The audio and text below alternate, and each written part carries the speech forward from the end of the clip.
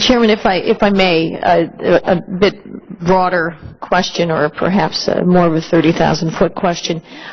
You have many times, including here today, pointed out how important it is to have federal policy that reflects the impending crisis that we face in terms of managing the debt and how that weighs on economic growth. Do you ever feel as though you're talking past your administration and Congress, that we're talking past each other, and somehow, how can we make your message resonate? People like me are very sympathetic to it, obviously. But.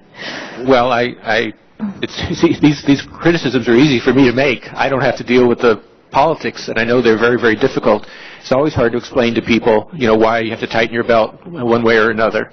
I think on the one hand that educating the voters is an important thing, and making sure people understand what the trade-offs are. And I think if they understand it, they'll be more sympathetic to the tough choices that we face as a country. But I also think that there is some scope for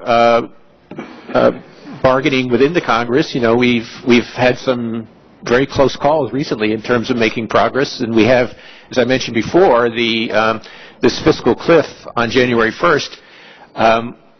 That might prove an opportunity to negotiate a better longer-term outcome.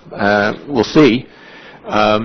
But I think those are the two directions. One is trying to create a framework in Congress for debates, maybe a set of goals, for example, and the other is to get the voters on our side by education.